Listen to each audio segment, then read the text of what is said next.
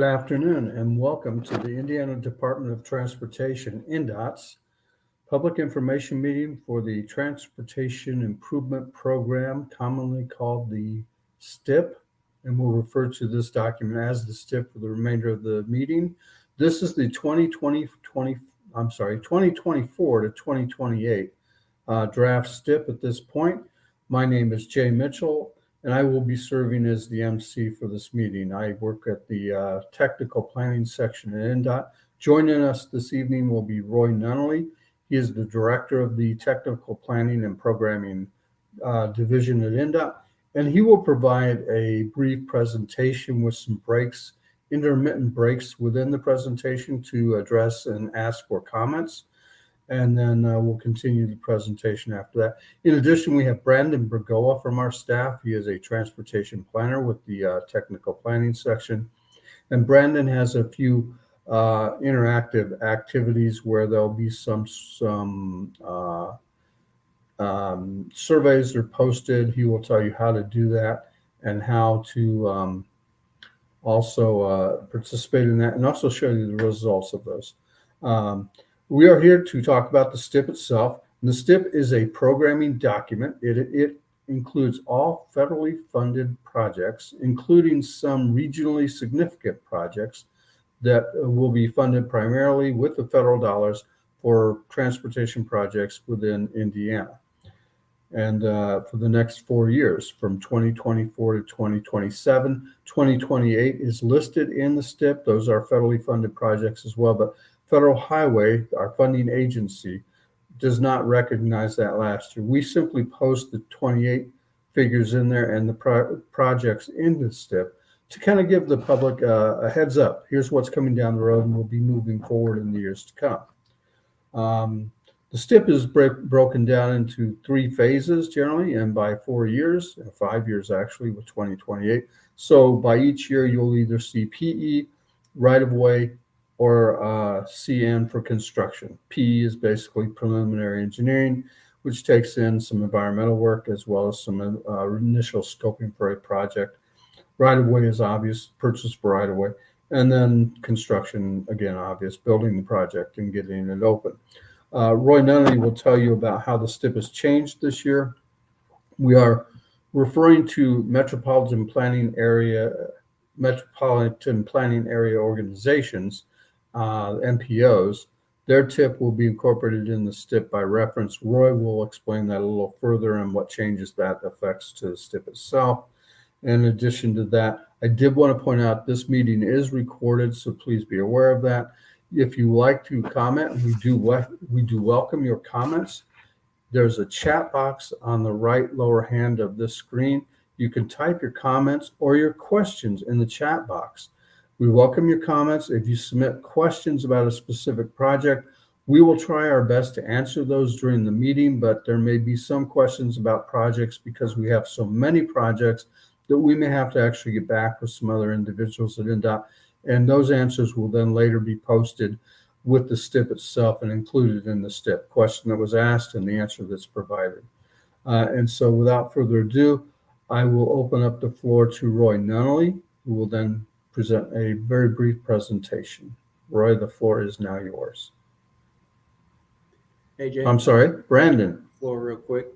No worries. We're going to go through a couple of those interactive poll questions and get some feedback from you all off the get-go.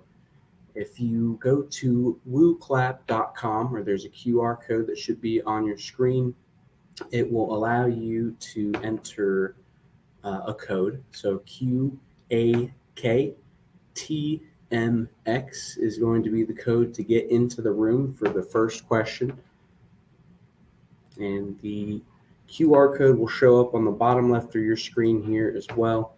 So I myself am going to go ahead and get this code loaded. And the question here is, what transportation projects are most important to you? This could be new roads, bicycle infrastructure, roundabouts, sidewalks, etc. There were different comments in earlier meeting today, some focusing on crosswalks, waterways was something that got brought up. all sorts of different issues that are important to people around the state of Indiana. So if you take a second and log in your comment.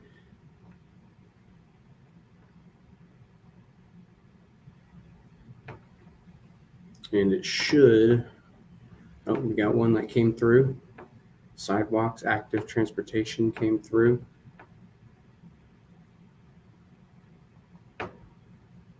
And this will be available throughout the presentation. So this question and another will be alternating between the two, and you'll have the opportunity to participate in that. So we will move on to the next question here. It looks like we got another answer. Transit came in. Moving on to the next question. This is a little bit different for our 2045 long-range transportation plan. We had a total of 7 goals and priorities. Those range from safe and secure travel, economic competitiveness, quality of life, environmental responsibility, system preservation, multimodal mobility, new technology and advancement, and strategic policy action. And so the goal here is to look at the previous long-range transportation goals and see what the public's priorities are in terms of our next, our updated long-range transportation plan. So that's our 25-year plan with policies and looks at demographic trends, different trends in not only transportation, but land use, economic development, and all of that. So if you could go ahead and put that vote in again, we will have opportunities to come back, vote again, and look at how the results have changed throughout. But it looks like we've got 2 votes for multimodal mobility. Now we got another vote came in for safe and secure travel and a vote for economic competitiveness and quality of life.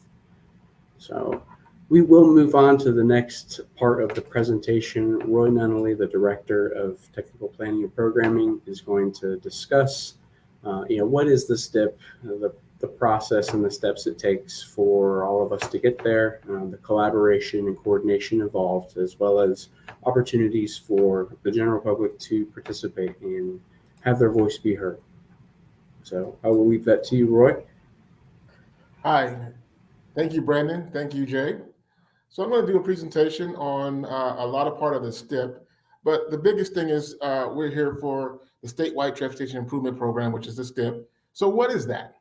The STIP is a required planning document that have some of our construction projects within the next 5 years. So officially, Federal Highway only looks at the first 4 years of that document.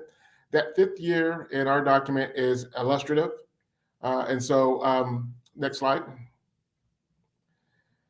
The document lists all projects and project phases that are expected to be funded in the next 5 years with federal funds, as well as projects that are deemed regionally significant. So a regionally significant project can be a roadway or facility that connects to a major rail hub, a multimodal yard, a hospital, airport, or something along that line. Regardless of funding source, if that project exists, it's considered regionally significant, and that could be and should be included in our STIP document.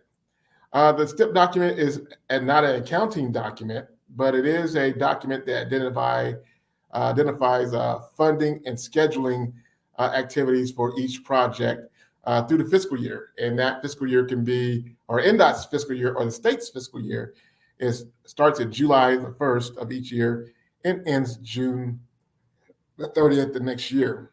Our document includes all state and local transportation funded projects that have federal highway, federal transit, and other activities. For example, may include highways, passenger rail, freight, public transit, bicycle and pedestrian, and projects that are in national parks.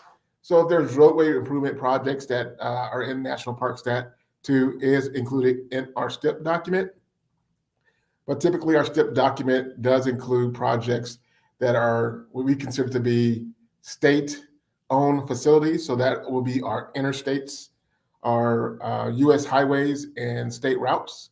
But we do have other projects in there as well. So why is the STIP important? Well, the STIP is a staged, multi-year statewide intermodal program of transportation improvement projects. It's coordinated with our state transportation plans. So we have various ones from freight and mobility to long-range transportation plans, and we'll get into some more discussions of that. It also ties in with our rail and others.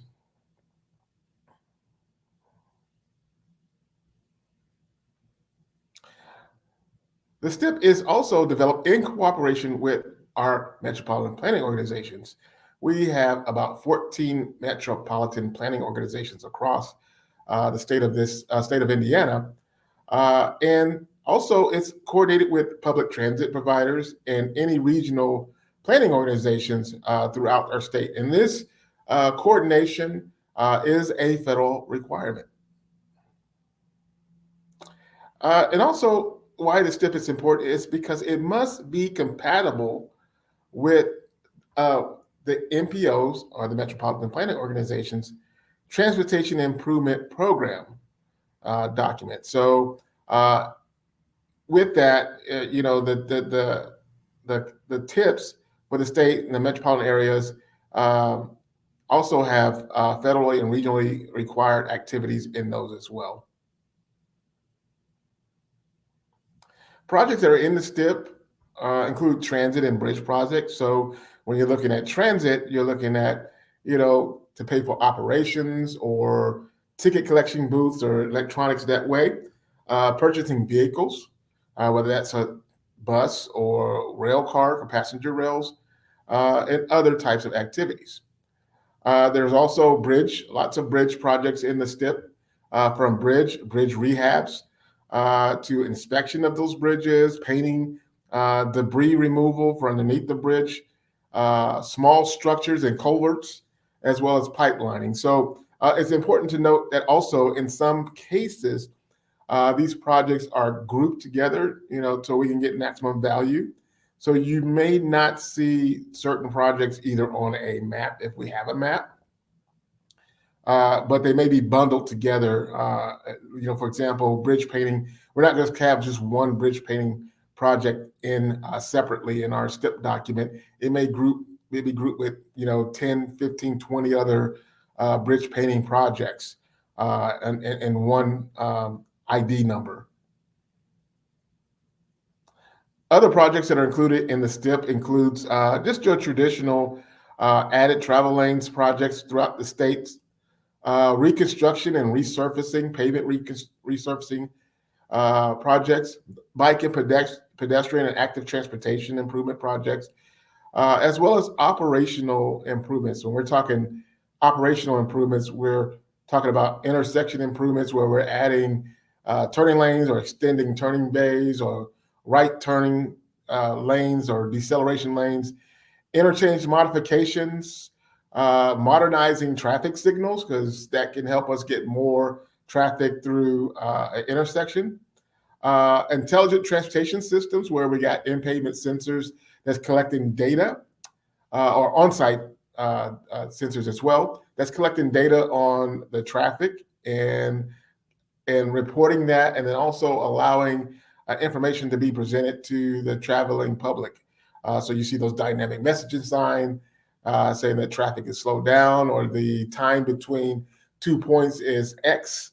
Or there's an accident on a roadway, be careful, or ice and snow. So that's part of our intelligent transportation system, as well as complete streets, which includes ensuring that we're incorporating amenities for all modes of travel.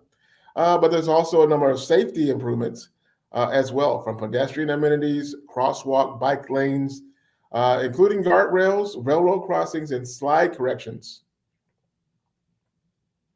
So right now, we're going to take kind of an interactive break where we're going to take in any live comments or address any FAQs. So with that, I will turn it over to Jay Mitchell. Thank you, Roy. I do want to mention something. I was a little bit remiss earlier when I talked about the STIP, and I think Roy already addressed this, but just to make it clear, the STIP contains all federally funded transportation projects all those that are on the state jurisdictional highway system or the state highway system. And it also includes projects that are locally, that could be local projects, county projects, or rural projects if they are funded with federal funds. You may submit comments in the chat box and we will see those pop up, and then we'll address those. So if you have any comments, any questions, feel free to put that in the chat box. Also, if there's a question that you might have about a project or concern or anything that you see on an NDOT highway that you want more information about, and it's not related to the meeting tonight, we do have a site that you can use, and it's called NDOT for You. If you just type in Google Indiana Department of Transportation or even NDOT, you'll go to our site, and there should be a banner that says NDOT for You. You can click on that NDOT for You, and it will open up what we call a ticket, where you can submit your question or your comment, and you will be responded to within a timely manner with an answer to your question. If you don't want to use that format, you can also use the telephone, and you can call in using 855-463-6848, which will later be scrolling across the bottom of the screen. That's NDOT for You, 855-463-6848.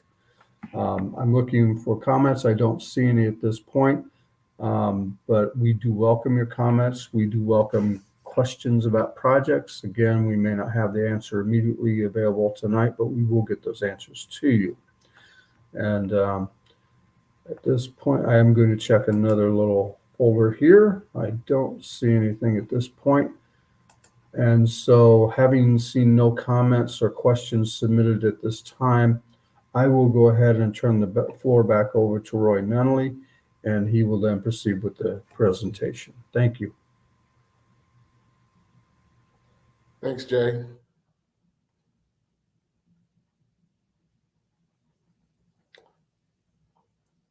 So this next segment is going to be talking about how is the STIP developed. The STIP is developed on a 2-year cycle and is amended monthly in most cases. There are times where we may amend it every other month, or it just depends on what's going on.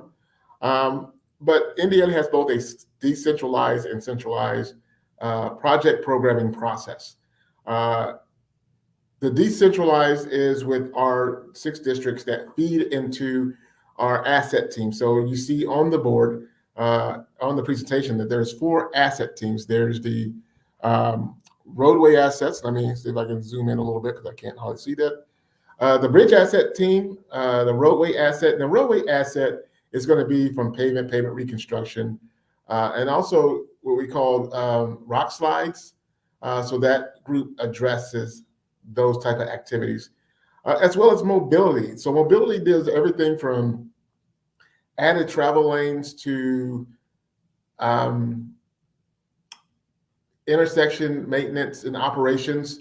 So that may include like modernizing traffic signals, signage, lighting, and things like that to address issues. It also may include new roadways, new interchanges, interchange modifications, all types of stuff, including our ITS, which is our Intelligent Transportation System. And then we also have the safety asset team. So those are the 4 teams.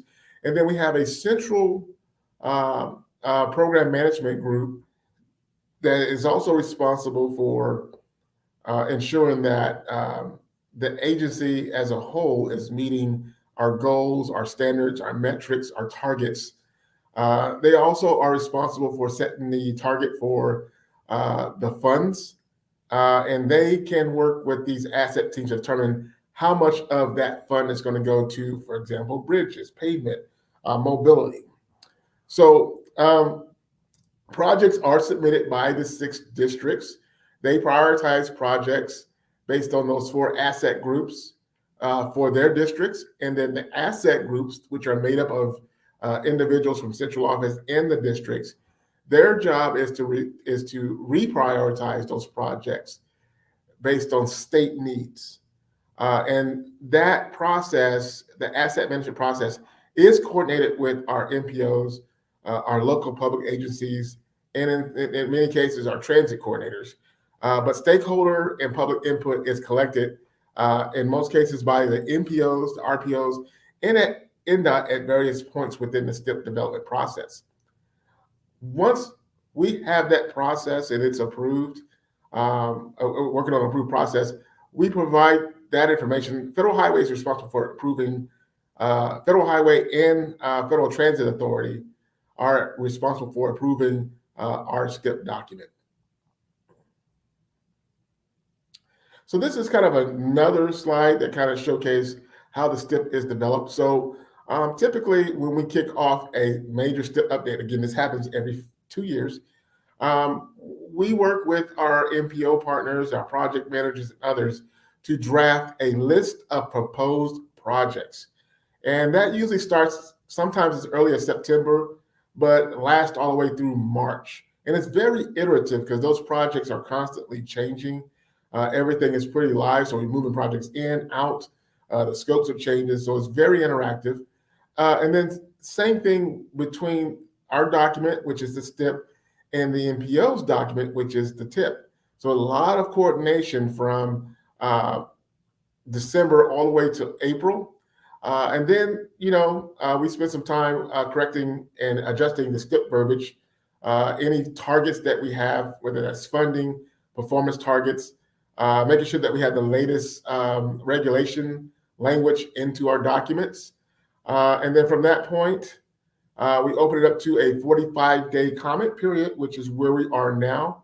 Our comment period for this 2024 to 2028 STIP started in May 8th and will end in June 22nd. And so after that is completed, that's with the draft document. We respond to all the comments that we receive. We make any necessary adjustments, either whether that's a public comment or adjustment request, or with our federal partners. So we make all those different changes within the document to finalize that document for Federal Highway and Federal Transit Authorities review, input, and approval. How the STIP ties in is that, there's like 3 levels of how this, that feeds into the STIP document. And we start off with the wide view, which is the what we call the long range transportation plan outlook. So when we're looking at that, we're looking at items from 20 years out. So we have our multimodal freight plan and our mobility plan that has some identified improvement needs on our transportation assets. We also have our 20-year asset management plan of projects that engineers are using very robust tools to analyze all of our assets, from bridge to pavements to all types, to look at what are the needs in the next 10 to 20 years. And what are the optimal treatment to improve the life cycle of our assets.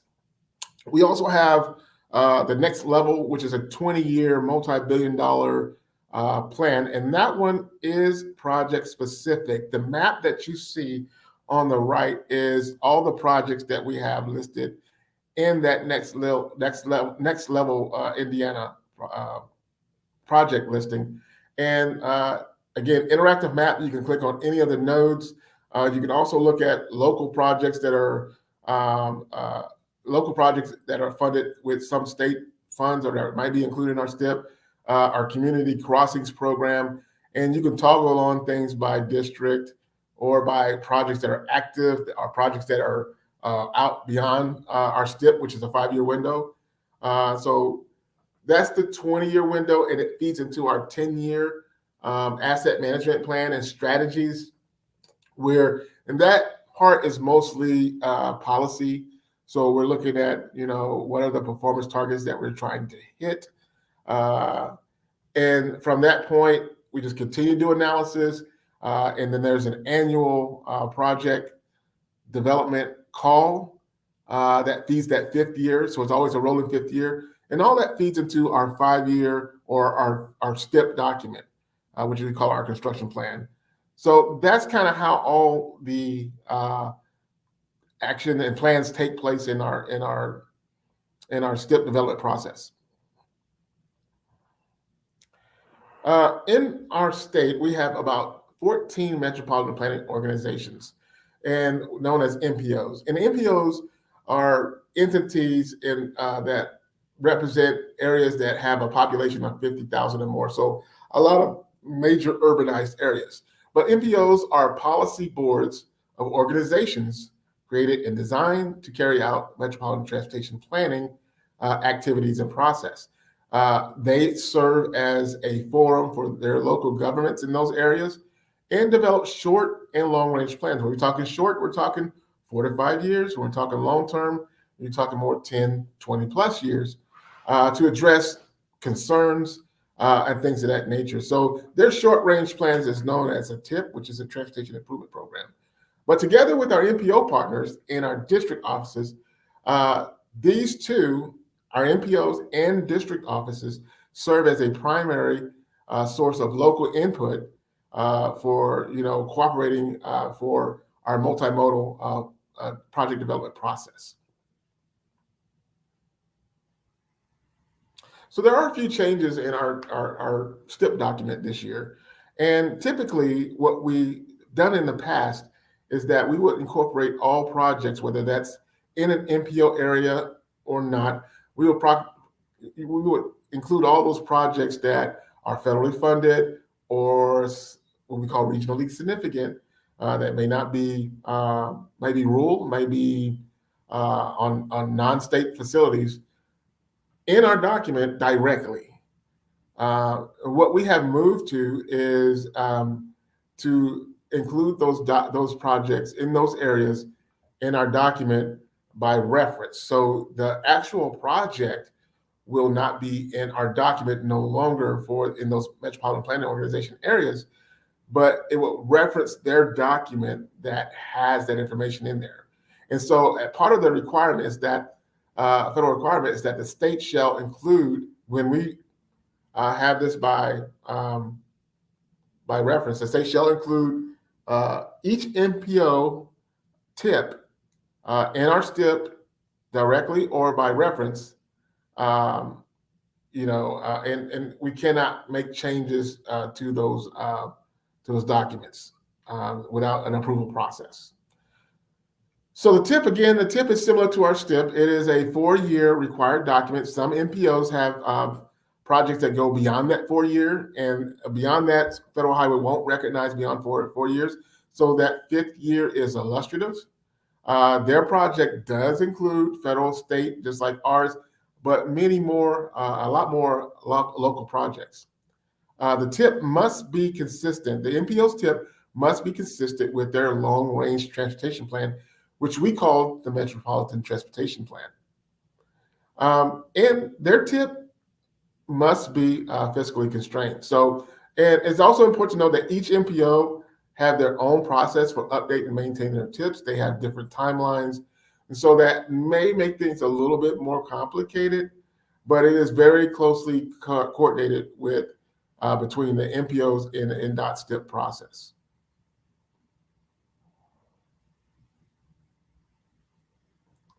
So this slide kind of shows you how, when we do have projects in our STIP document, how do you review it? So within our document, there's a listing of projects, and it has information from the sponsor. So a sponsor of the project may be NDOT, it may be the MPO, it may be the local transportation alternative program. It may be all different types of sources of sponsors for that project that may be listed. So it's important to know who's sponsoring that project, and then it has information as to the project ID, what we call either the contract number or the lead DES. Either one of those numbers can help us identify that project. If you ever had a question about a project, you put in that DES or that contract number, our experts will plug that in and they'll know exactly, all this information will pop up about that project.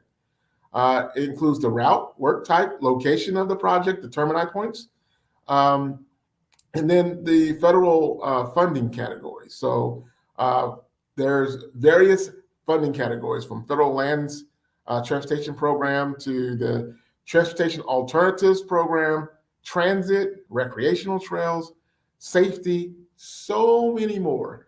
And also in the document, you will see projects that look and appears to be listed multiple times, but it's not. So each project has a phase that's included in our STIP.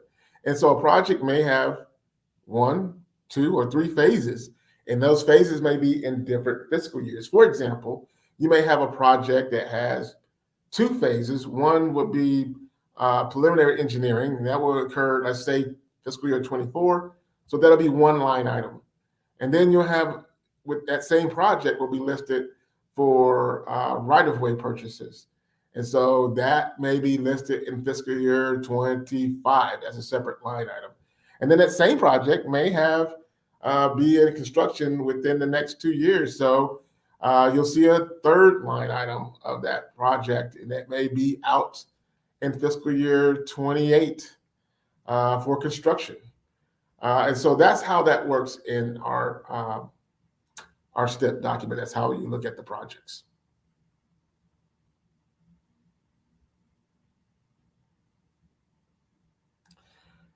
So this is kind of the same as what we just talked about, but it kind of expands it out just a little bit. So you can see that there's multiple fiscal years, and but a lot of times the projects in our STIP are sorted out by county, by district. It can be sorted out by MPO as well. So there's just different ways to look at projects in your area if you are interested.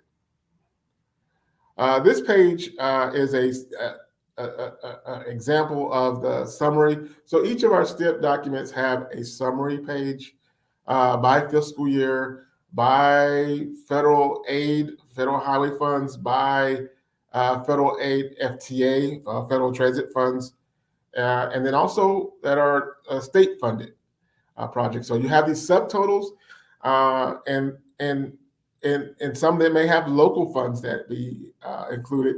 And then you have the total of those. So right with that one, with fiscal year 22, these are estimates. So it's not, an exact, again, this is not an accounting book, but you see for that fiscal year 22, you're looking at about $3.27 billion for that fiscal year.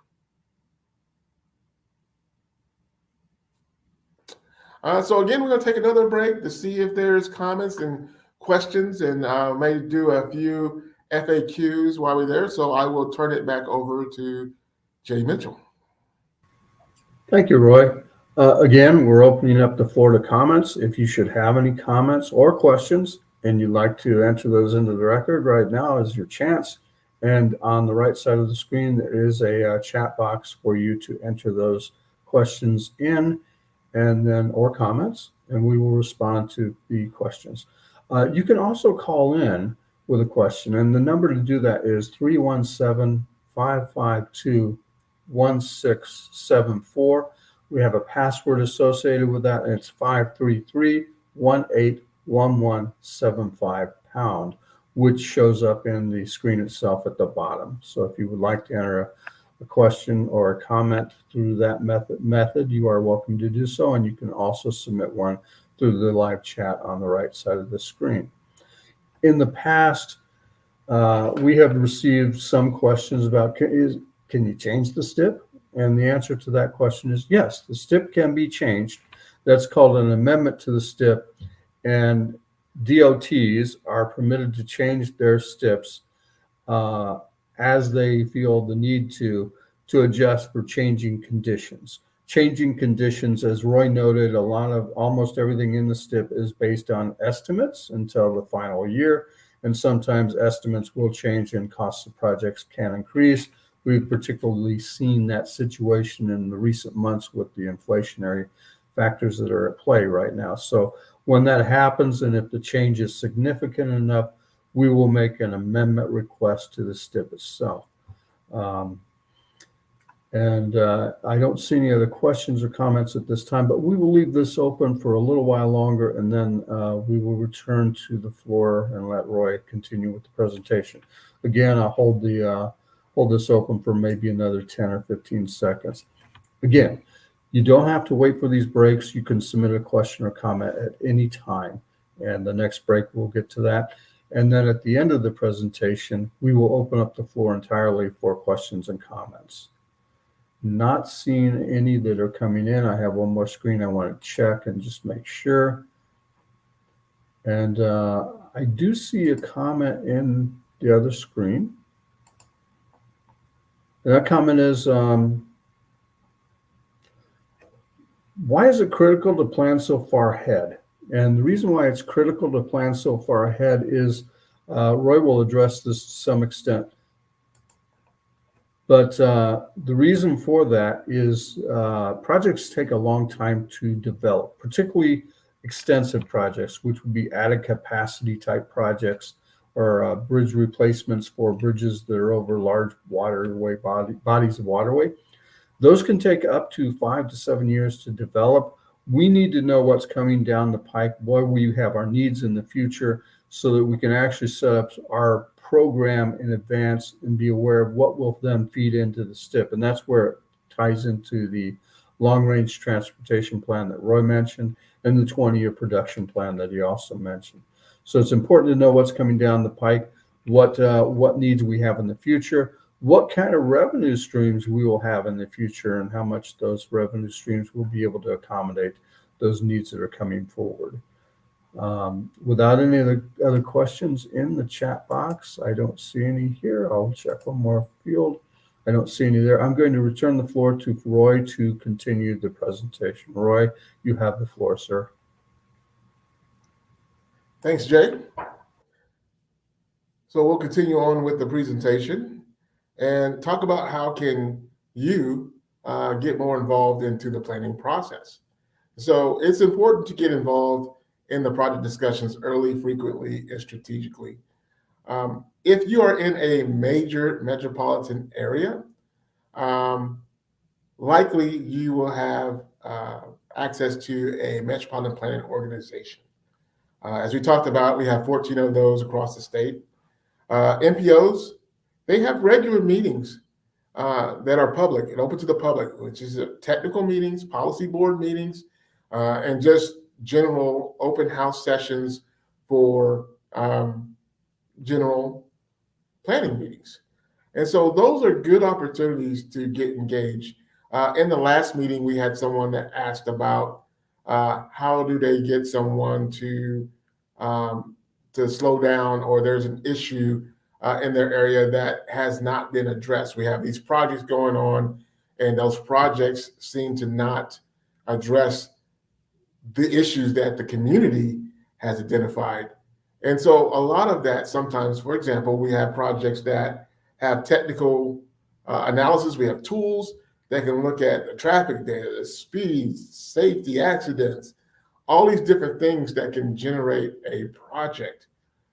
But in a lot of cases, it may not capture what is perceived as safety. So, for example, some may perceive, hey, there's no lighting here. It's very dangerous to cross. We got a lot of people that are walking in the center median lane for, to travel at night because there's no sidewalks or there's limited lighting, and that's how they can be seen. So things that won't be captured in our analysis and database, that's why it's important to get involved, because we need to hear from you.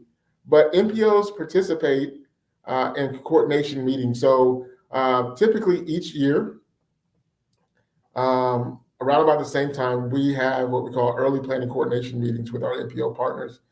And in those meetings will be our districts, will be our regional planning partners, our MPOs, as well as other stakeholders. And typically, if the public is dealing with or they're aware of issues within their areas, that's the time when that gets transferred to us either directly or in these annual meetings. And so MPOs participate in those meetings as well. MPOs also relay feedback to the NDOT districts on comments and project needs, land use, development activities, local projects, coordination, and other things on our state facilities. So they provide that information with us, and as well as allow us to coordinate with them. A lot of times, one of the comments that we received in some of these meetings is that, wow, do you guys even talk to each other? Do the state talk with the local on projects? Seem like you guys are closing things down at the same time or not addressing key needs. So that's a great time to provide that feedback. Also, NPOs know their areas. This group, our team, is in the central office, which is in Indianapolis. So there's no way I can tell you what's going on in Gary or Lafayette or Bloomington, Evansville, or Seymour. That NPO would have a better handle on what's going on in their area as far as development and regional needs. NDOT staffers are also embedded into the NPOs, into those technical board and technical policy committee meetings and those board meetings, in most cases as voting members. So again, if you live in an area where there's NPOs, likely that's a great place to start. If you are in an area that's not covered by the NPO, that's pretty much a rural area. If there's a regional planning organization, they too are at the table when we have these annual meetings. So they're great at hearing and knowing what's going on in their region. As far as other involvement planning processes, the public is notified of the STIP to review and comment in multiple ways. So we do media releases, we do newspaper ads, we do legal notices, we send information out to over 200 and I think it's 36 or 37 local libraries where we give them flyers with all the QR codes with information that links to our sites. There's distribution list from listservs to a contact list that we get from multiple locations. And, so they get the opportunity to be notified on, the STIP, the draft STIP, the 45-day comment period, which is when we do an update every 2 years, or a 7-day comment period when we do it every month or so. Also, with our TIP, now that we are referencing the NPO's TIP in our document, the STIP, there's also the NPOs are having 3-day comment periods, and we'll share that as well. So documents of the STIP and comment forms can be found on our website at www.indot.gov/INDOT/3132 ht.htm, and it's at the bottom of the screen here. But for those that are on the phone, that's where we can look at that. Or you just type in NDOT STIP and it'll take you to all that information as well.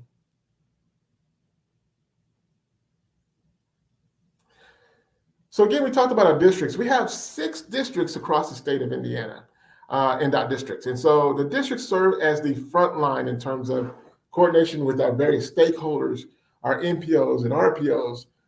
Again, the districts know their areas as well. The districts are responsible for short-term planning of projects. So a lot of the construction activities, the maintenance activity, the snow plowing, all that is handled through the districts. They also are responsible for the project managers of key projects in those areas. So when you see construction activities and things of that nature, that's our district partners at work. The districts are also responsible for submitting projects and needs. Again, we have an annual call for projects. And so we also have an annual planning coordination meeting. And so there's opportunities for discussions on, the assets, what treatment is needed, and to discuss, any other concerns. District office staff also participate again, they are embedded in those NPOs. They are on technical advisory committees. They're on policy board meetings. They also participate in select public hearings. So they're completely embedded. So that's critical to keep in mind. with our district partners. These are just the contact location. We did have emails to each specific district, but we have a system. It's not new, but most of the time you heard Jay talk about the NDOT for you, which is the 1-855 NDOT, and that's the number 4, letter U, or 1-855-463-6848. So everything is centralized. When they get a call, it is logged, cataloged, a case number is assigned, and it goes to the right district, to the right people. It is documented, whether it's a STIP question, a pothole question, or a concern, or even just kudos of what the agency is doing or something that the agency should be doing. That's a great start. It gets to the right people, and that's one way you can get engaged with your district.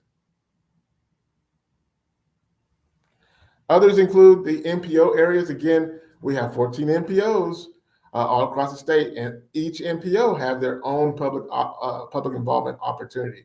So we talked about the technical advisory committees, the board meetings, the public meetings. There's all types of activities that are ongoing with each MPO. So there's plenty of opportunities to get engaged that will directly come into our STIP. MPOs have short-range plans known as TIP that we talked about earlier, and they're tied together with the NDOT district office. So they serve between the NDOT districts and the MPOs and RPOs.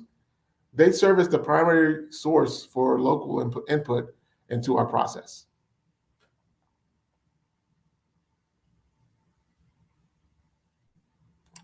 You can also get involved in our public involvement process.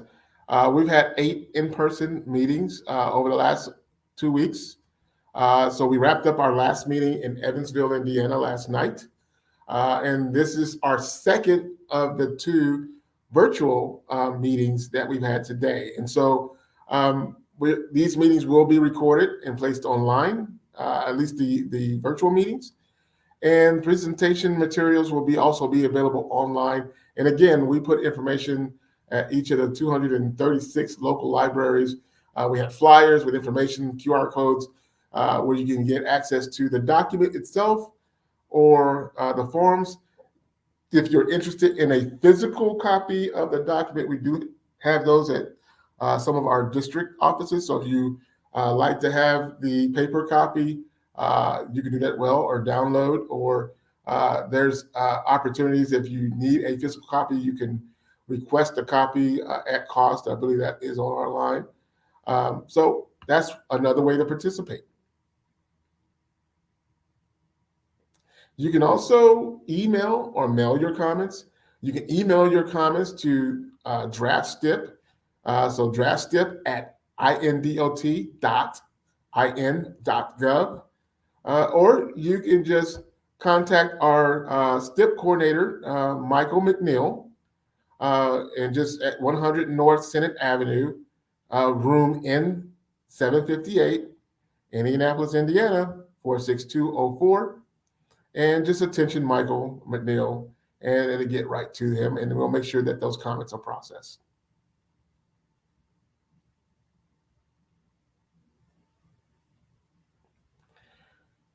The comments that we are receiving, we do address them. So whether that's the STIP comment form online, whether that's through the mail link, whether that's through the draft STIP email or the NDOT for you, wherever it comes from, we'll process those. Our STIP coordinator and our planning staff will process all those comments, the responses that were made to those, and those comments will be placed in the appendices of the STIP document once it is finalized. All comments received within our 45-day comment period will be included. Comments received, when we're not doing a major update, but we're doing amendments. If we get a comments in a 7-day or 3-day comment period, that too gets added to the appendices of the most current and approved STIP version document. So your voice matters.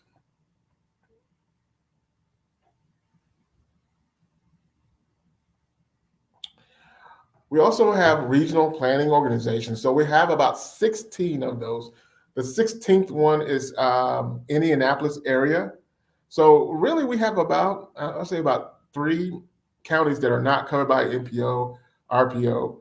But RPOs are serve as our transportation planning needs of the small urban and rural areas across the state.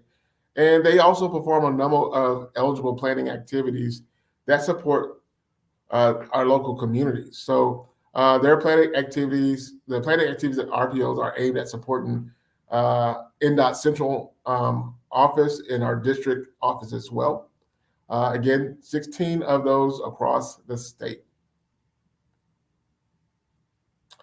So with that, my presentation, I'd like to thank you.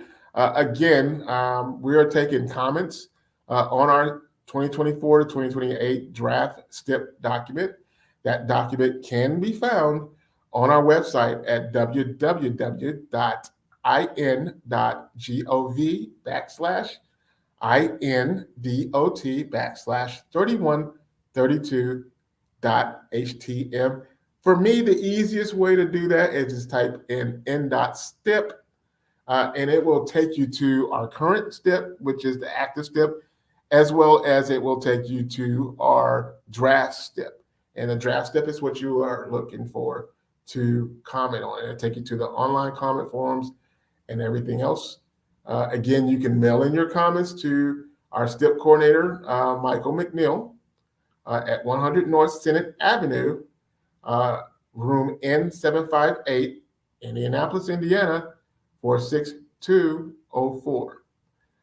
And so I will turn this back over to either Brandon McGora or Jay Mitchell.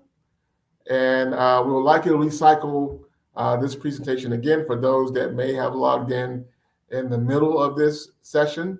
You get a chance to hear the beginning again. So thank you. All right. Thank you, Roy. Appreciate it. So like Roy said, we will go over the presentation again. Before we do that, we're going to go back and look at the questions and answers that were in the WooClap poll earlier this morning or earlier in this meeting. So we'll go back to the beginning here, look at those questions, and get through the presentation again. So again, if you want to put your answer in, we've had it up to vote, and we'll change it to the second question throughout this second presentation. But go to wooclap.com and use the code QAKTMX, and we will have a QR code on the bottom of the screen there. But we had different answers coming through this time, so this is good to see. Again, the question was, what transportation projects are most important to you? Examples could have been new roads, bicycle infrastructure, roundabouts, sidewalks, etc. So looking at the responses we got in the WooClap poll, again, these are responses that were sent in from those viewing at home or online, and it looks like we're getting some responses still right now, which is great. So sidewalks, transit, lights, there's some unnecessary, or maybe removing unnecessary. We'll have to look more into that. Inner city, bike, street, urbanizing, transportation, street lights, features, active transportation features, maybe multimodal, transit, regional. We got misuses and removing. So we will look more into some of the submissions that were sent in on the WooClap poll. We do encourage you, if there is something specific about what you put in this poll answer that you want to see addressed, perhaps you want to see more regular transit or an updated fleet in a certain area, or you're interested in roadway improvements on a specific corridor, and maybe it's pedestrian or bicycle infrastructure. We do encourage you to go through NDOT for you. That customer service line is really fantastic in terms of tracking cases and concerns that come in and allowing anybody in the agency to step up and provide an answer and hopefully a plan of action for any concerns or questions that come through. So for the next question, we'll kind of go over it again real quick. The question is the NDOT 2045 Long Range Transportation Plan priorities. These were the 7 goals and priorities that were established by our most recent Long Range Transportation Plan. NDOT will be doing another update, or I guess a new development of a Long Range Transportation Plan in the next couple of years. So we are kind of feeling opinions on the plan's priorities prior. So right now, it looks like multimodal mobility came through 2 votes, safe, secure travel, economic competitiveness and quality of life, and new technology and advancement, all tying at 1. In our previous meeting today, I believe the leading answer was safe and secure travel, followed closely by multimodal mobility, environmental responsibility, and also, I believe, system preservation. So we will move on. This slide will be open. You should be able to vote if you would like to put a new answer in, or you would like to phone a friend and have them answer as well. So we will have that going, and I will put Jay on. I think we've got a couple of items in the private chat. If not, we will have some frequently asked questions. Probably do 2 FAQ before we jump into the presentation again, and you will have opportunities throughout. Again, if you want to call the phone number or submit a comment online in the chat box, we highly encourage you to do so. That is why we're here. We want to hear your voice, your opinions, your comments, because that is important to us, and we want our work to be reflective of the general public and consensus.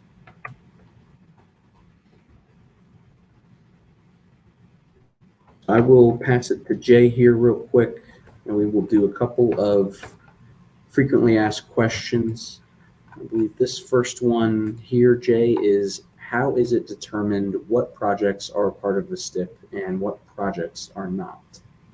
Well, the key determinant what goes into the STIP is the funding source itself. If the project is federally funded in any way, shape, or form, it has to go into the STIP. That's number one.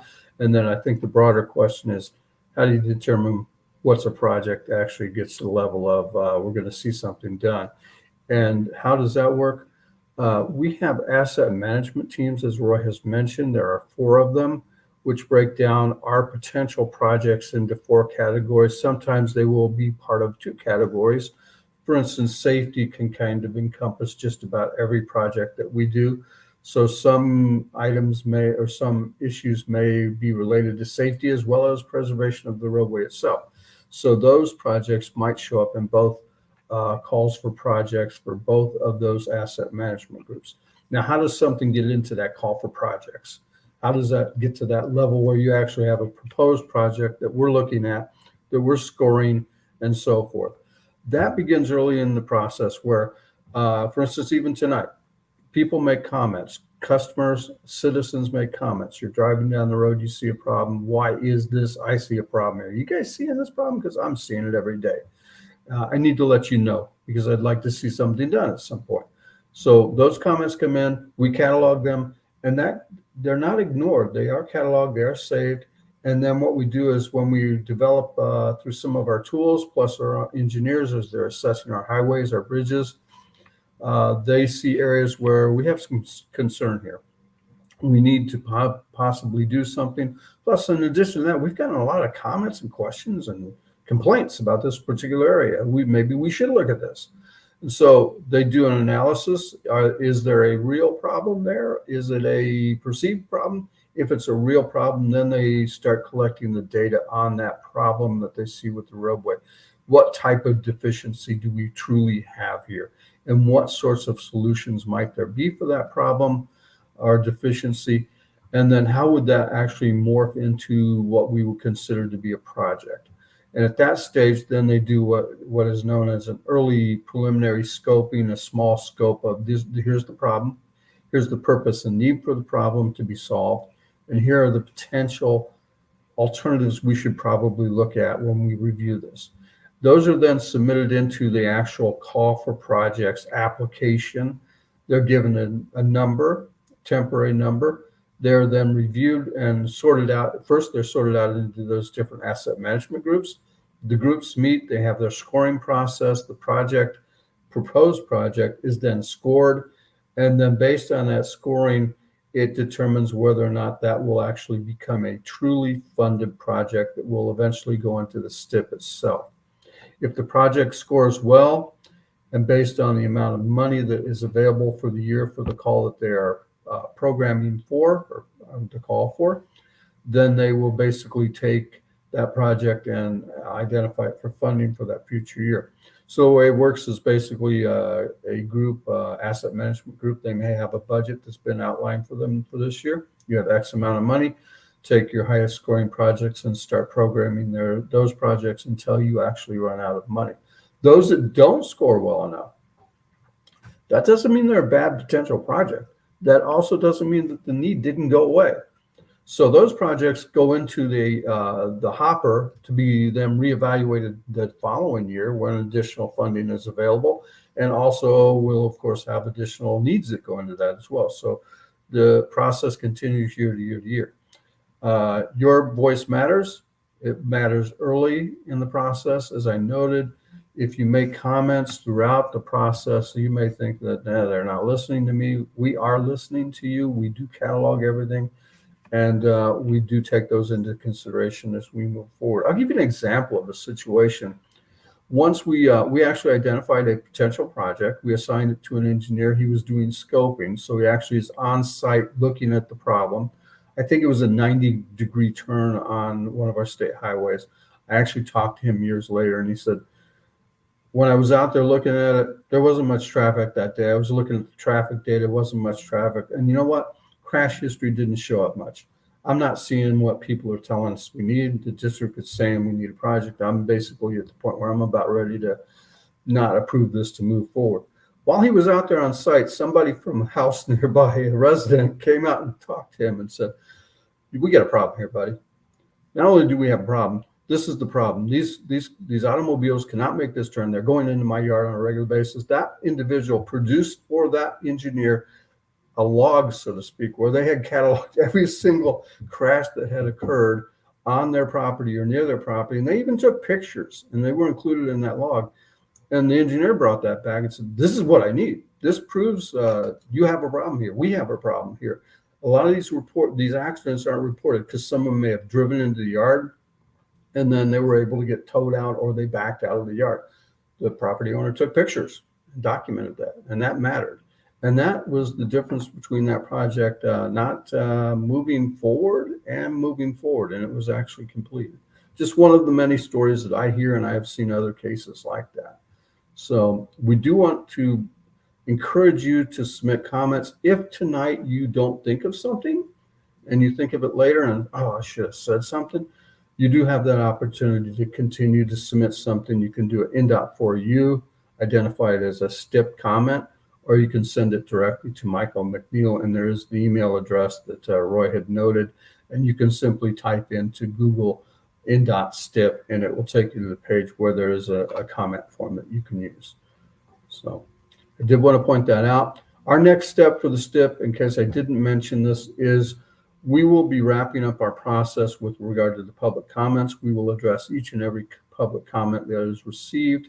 That will be included in the final document. And then at the end of June, early July, our target date is to submit this STIP document in its draft form with all of the documentation to our Federal Highway Administration Division in Indiana for their final review. And they will take about anywhere from 60 to 90 days on that final review. They may have a few additional questions. And then we anticipate and we hope that that STIP, the new STIP, FY24-28 STIP, will then be approved by Federal Highway and Federal Transit Administration. We are hoping for a target date of August of this year, at which time it becomes the official STIP for the state of Indiana. This is our program of projects for the next 4 years. So I hope that answered that question on how a project actually becomes a project and gets into the STIP. And I did want to point out the next steps that are involved. Looking at the comment field, we do have something from Lydia, and she was asked, we used to believe that roundabouts were safer, but we know better now. And she's got a link there um, regarding cyclists for new research and so forth. Thank you, Lydia. We'll take a look at that site. We do have data on our own side that shows that roundabouts in general do improve traffic flow dramatically. They do reduce what we call conflict points, or points where we have crashes. And when they work properly, they're very efficient and there are very few crashes. We always are concerned with how we actually move pedestrians and bicyclists through the roundabouts. That is a bit of a challenge. Our safety group has been working on that with our design people to come up with the best ways to handle that. But again, thank you for that comment. Thank you for the link, and we will take a look at that as well. Thank you. Seeing no other comments in the comment field here, looking at the chat box that I have access to, I don't see anything else coming in right now. I will tell you, as Roy noted, we will be here for another almost an hour until 7 p.m. Eastern time. And if you think of something you would like to submit a comment, you're welcome to. What will happen eventually is Roy will kind of repeat his presentation for those that may be entering the meeting late, and we will break for comments if we see some in the chat box. So at this point, I will turn everything back over to Roy. Sir, you can start the presentation again, or Brandon, if you need to speak first, go ahead and feel free to do so.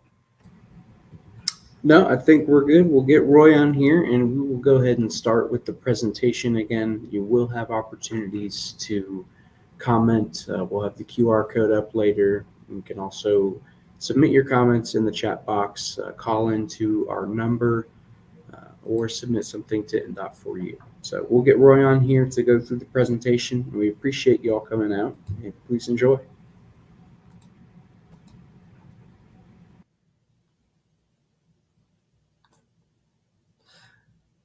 Thank you, Jay. Thank you, Brandon. As noted, we're going to go back and do the presentation, the full deck. This meeting was set up for 2 hours. So we agreed that we would either redo the presentation. So for some that may be chiming in now, just got off work. So this is the STIP public meeting, virtual meeting for 2024 to 2028 STIP document. And so what is a STIP? We're talking this acronym STIP. It is the State Transportation Improvement Program, which is a 5-year required document that, the 5th year in our document is considered illustrative. Federal Highway only recognizes 4 years. The document lists all projects and project phases expected to be funded within that 5-year or timeframe period, as well as state-funded projects that are deemed regionally significant. So regionally significant can be anything that connects a multimodal rail yard, a marine port, a mall or convention center, airport, or something along that line. It may not be a state-owned facility, but it is deemed regionally significant. The STIP is a programming document, not an accounting document, that identifies the funding and scheduling of transportation projects and programs within fiscal years. So we use the state fiscal year, which starts July 1st, it ends June 30th of each year. The STIP does include state and local projects, rural projects that are funded with federal highway or federal transit funds, along with state-funded projects, again, that are regionally significant. This will include highway projects, passenger rail, freight, public transit, bike and pedestrian type of projects, as well as projects in the national park. So these will be improvement to the transportation facilities in these parks, roadway connections, and those items. So why is the STIP important? For one, it's federally required. For us to get approval of use of federal funds, we have to demonstrate that we have a compliant planning process, whether that's NDOT or our Metropolitan Planning Organization. So it is important for the approval of federal funds. The STIP is a staged, multi-year, statewide intermodal document. It is coordinated with other planning documents, such as Metropolitan Transportation Plan, which is kind of a long-range transportation plan that looks out 20 years plus. Short-range plans at the MPO level, known as TIPs, which is Transportation Improvement Plans, and various other planning processes. It's developed in cooperation with our metropolitan planning organizations, which we have 14 of in the state of Indiana, public transit providers, and also regional planning organizations, which we have 16 of. And again, did I mention that is a federal requirement for the STIP and also our coordination of that STIP with those entities? But the STIP must be compatible with the regional MPOs transportation improvement program for those metropolitan areas. So projects that are included in the STIP are transit and bridge projects. So transit can be anything from operational cost to operate that. That is also included in our STIP, as well as vehicle purchases or purchases of equipment, such as ticket taking, other technologies that help improve the transit services. So if it's using federal funds, it's going to be included in our STIP document. Also, lots of bridge projects. So bridge rehabs, bridge replacements, bridge maintenance activities such as inspections, bridge painting, debris removal, and also small structure, culverts, and pipelining. So typically with our bridge projects, because there's so many in the state, in some cases, they're grouped together. So we don't have individual bridge painting projects or inspections. So inspections may include, a rather large area of the state. Bridge painting may have 10, 20, projects that they are painting. And it's just economies of scale and ways to add value to a contract to get contractors to bid on that. So we do group or those projects together so that we can get bidders on those. Also included in the STIP as projects are your added travel lanes projects. So anything with added travel lanes or new road construction, pavement reconstruction or resurfacings, a lot of active transportation projects, bike and pedestrian. And in some cases in the STIP, they may not be separated out as a separate. Some cases we do have it as a standalone project for bike and pedestrian, but others, they're kind of embedded into a major capacity adding project. And so whether that's restriping or what have you, it may not show up separately in the STIP document. Also operational improvements. So anytime there's intersection improvements where we're adding turn lanes or we're improving the signal, the signage, the lighting,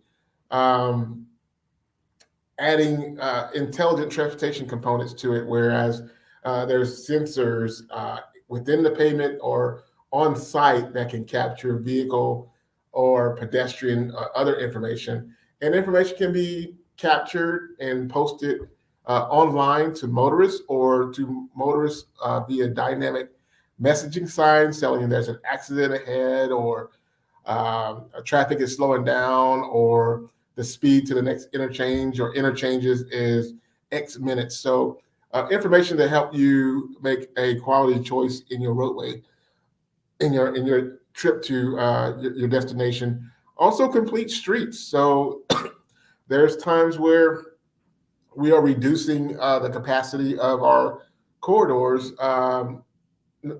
because of other needs. It may function better. For example, we had some where that was some concerns of high speed travel at an intersection and along a corridor that even putting signs that showed your speed digitally, and other things, reducing the speed limit, did not have that kind of an impact. So sometimes if you design a roadway that the person feels mostly uncomfortable driving higher speeds, that also can help minimize and have that effect. So with complete streets, you're looking at incorporating all the modes of travel, from pedestrian to transit to others, to make sure they're incorporated into the design. Is the term complete streets. Not that it's incomplete, but to make sure that it's considering all users. We also include a lot of safety improvements. You'll see a lot of safety improvement type projects. And this can also be pedestrian amenities. Resurfacing has safety improvement benefits, guardrails, road crossing, and there's also slide correction. So there's areas in southern and southeast Indiana where it's very hilly, very rocky terrain. And, a lot of times the terrain is shifting and rocks is falling down into the roadway. So if there's improvements for that, or there's, a lot of bends and curves that are causing issues where someone can be cycling, or there could be a horse buggy at the crest of that hill, those also addressed as safety projects as well. So with that, we're going to take a quick interactive break to either, if there's any comments that we received so far, Jay Mitchell will address those, as well as just the opportunity for FAQ. So with that, Jay, I want to take over. Thank you, Roy. I don't see any comments that are submitted yet, so I'd like to encourage people to submit comments if you're attending today. This is the opportunity to submit a comment. And you may do so by using the chat box in the right side of the screen. Type your comment or question in there. And in addition, if you wish, you may use your telephone and call in, and you can type the numbers, actually, 317-552-1674. There is a password associated with it. It's 533181175. Now, I said that rather fast, but I will point out it's listed and it shows up at the bottom of the screen on the presentation. So you can take your time and see that. And we do have a comment. After the comment period, how can the public still be involved in the STIP? You can still be involved in the STIP by virtue of the fact that we do tend to amend this STIP on a regular basis. And anytime that we do an amendment to the STIP, we open the STIP up for public comment on the amendments, the proposed amendments to the STIP. But you can submit a question about anything in the STIP at just about any time, and we will provide a response to you. The best way to provide a comment about a proposed project or project listed in the STIP would be to use the NDOT4U platform, because those comments, when they come in, or questions when they come in, they are tracked. They are monitored all the way from cradle to grave. So when it comes in, it's logged in. There's a timeline where the comment is where we submit it to the proper person in NDOT to get the response. And that response is then sent out, and the response is cataloged as well. So NDOT4U is an excellent platform to use, and that can be accessed in two ways. The first way would be to simply go onto our website, and it usually shows up and it says NDOT4U. Or you can actually telephone in and use the number 855-463-6848. That's 855-463-6848. And you can ask a comment, or you can ask a question or submit a comment on the STIP at that time, and we will get an answer to you. That may not actually show up in the publication of the STIP, since it will probably already be approved at that point, but you can certainly do so, and we will take that into consideration. Again, once and when we do amendments to the STIP, that opens the floor up to comments as well. Hope that answers that question for you.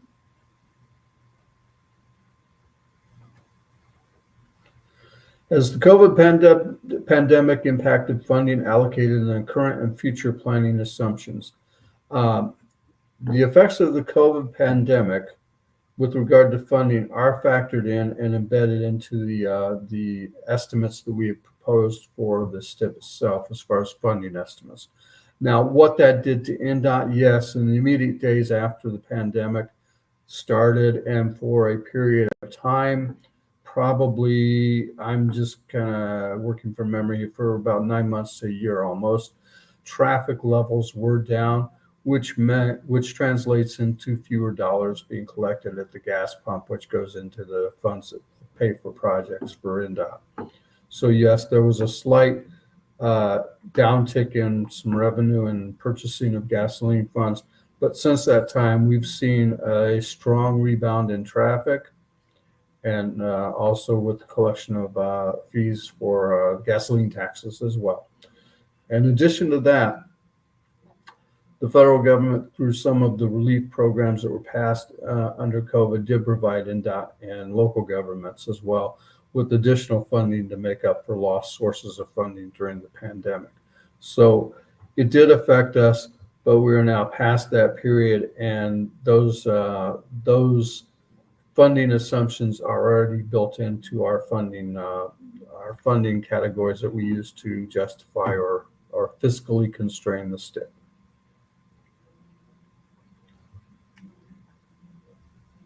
Again, we welcome comments or questions. I'm checking some folders here. I don't see any additional ones at this point.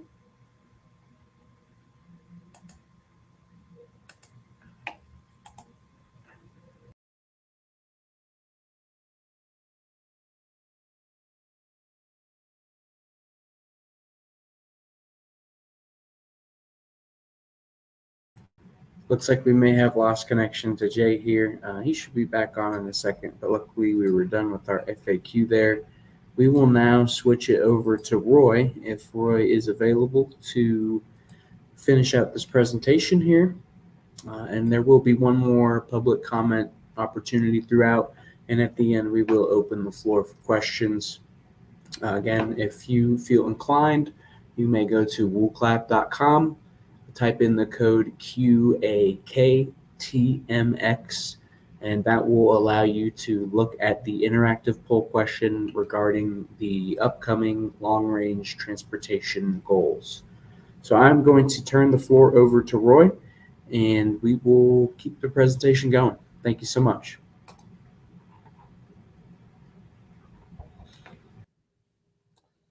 Thanks, Brandon. Next, we're going to talk about how the STIP is developed.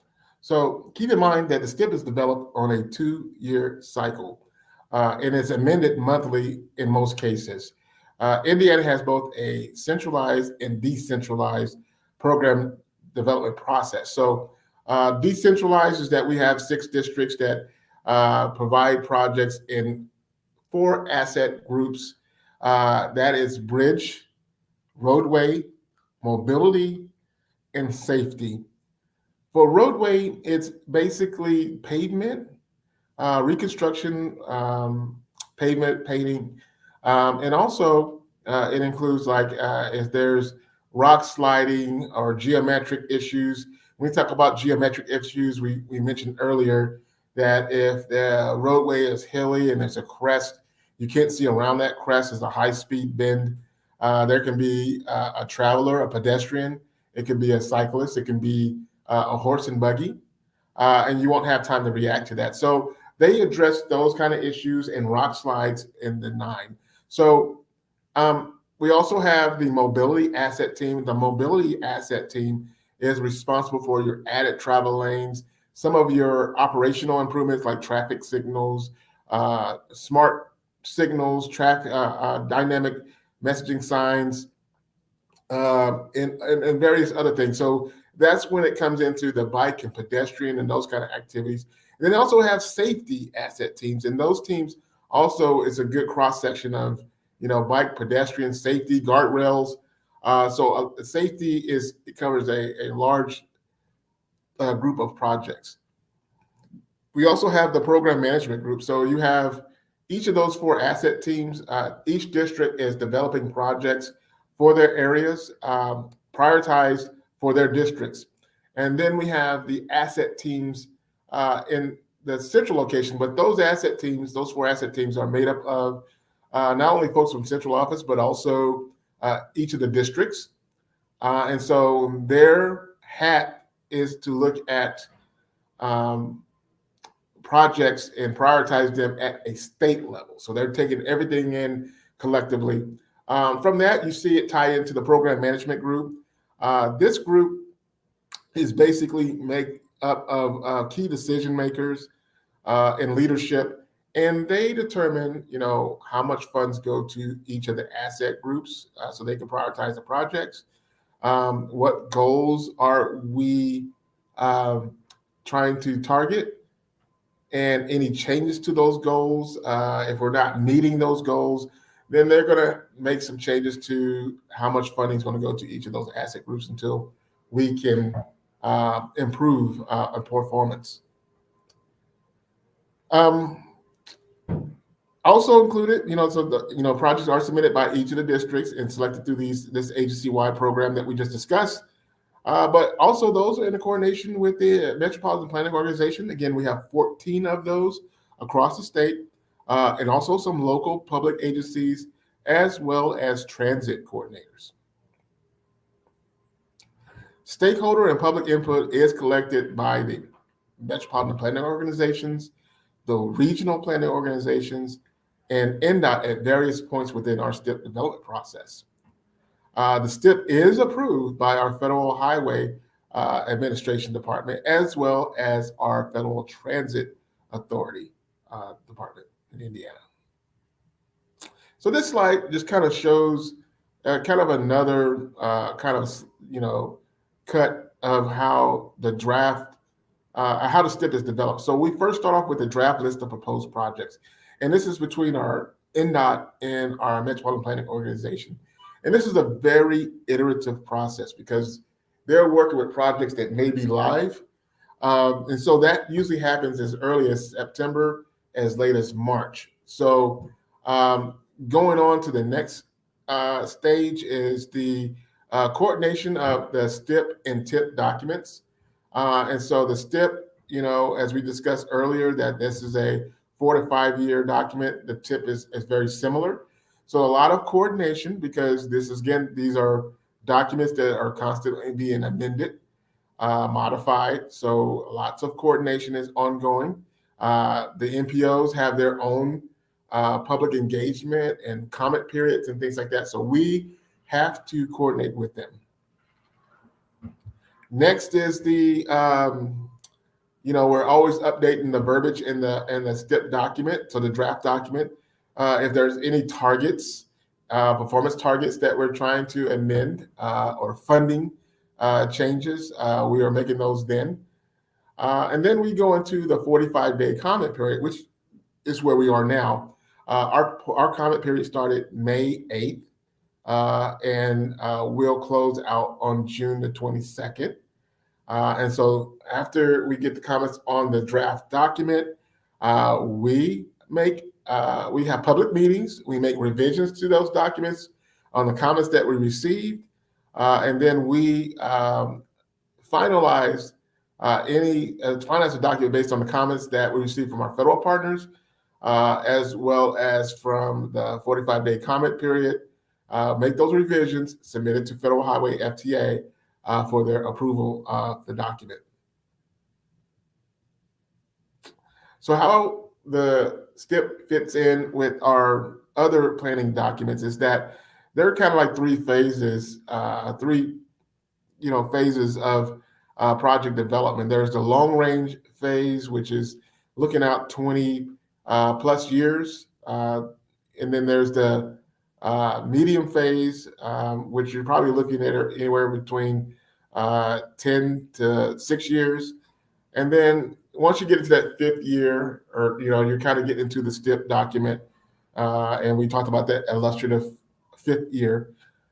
So on the long end range is our multimodal freight plan, our long range transportation plan, and our next level roads Indiana, and also our 20-year list of our asset management um, strategies. So those think long term.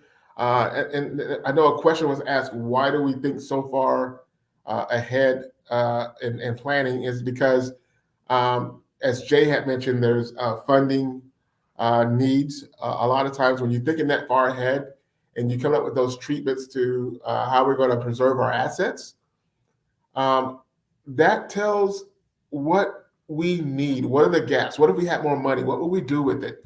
So a lot of planning goes along with that. Also, in some major projects, there's a lot of coordination that goes beyond just Indiana. It may, if you're crossing over into another state, over a body of water through a bridge, those projects are expensive. If you put in a new roadway projects to get the right of way, the environmental documents needed, the coordination, and secure all the funding takes a lot of time. So that's the reason that you have these longer range plans.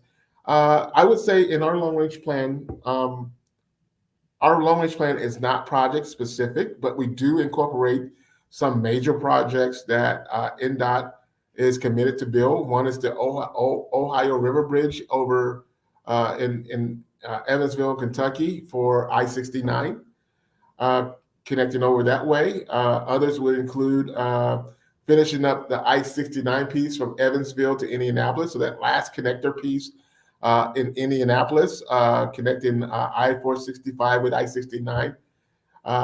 And also, you're looking at US 30 improvement, traffic flow improvements, and US 31 traffic flow improvements. So those type of projects are enlisted in our long-range transportation plan, but for the most part, it is a policy-based document. With that, again, all that feeds into our long-range, our STIP. We also have MPOs. Again, we have 14 MPOs across the state. MPOs are policy boards of organizations created and designed to carry out metropolitan transportation planning processes. These 14 MPOs are designated based on population size. So an area, a metropolitan area that is 50,000 or greater can be part of an MPO. And so again, we have 14 of those. MPOs also serve as a forum for local government to provide, short and long-term plans to address any traffic concerns or transportation concerns. A lot of things has changed. You had the pandemic, and as a result, we're able to have these virtual meetings. People shop more online now, DoorDash, and those kind of things. So those plans keep track of all those technologies, those activities that impacts the demand.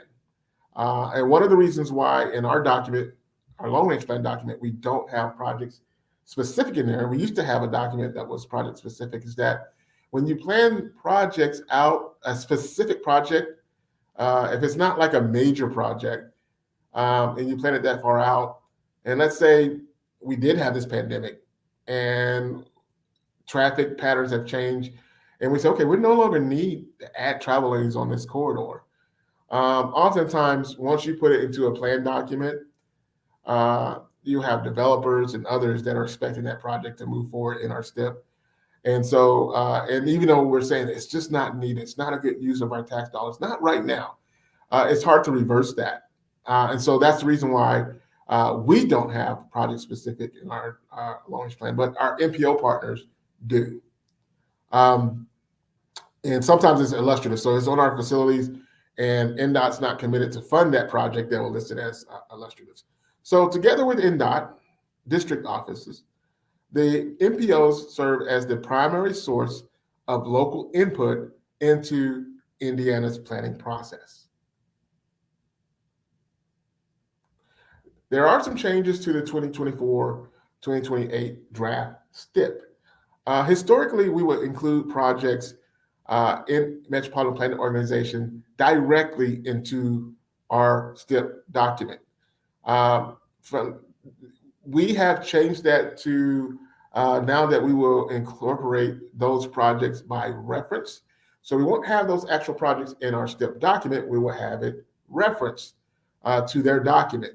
So one of the federal requirements that the state shall include each metropolitan TIP without change in the STIP directly or by reference after the approval of the TIP. So there's a lot more coordination with this process, but it reduces the amount of activity and work and confusion when you have a document that the NPO is producing and then NDOT's producing that same document. A lot of times there's opportunities for projects not to line up in errors and things of that nature. So all this talk about TIP, what is a TIP? So a TIP is similar to the our STIP.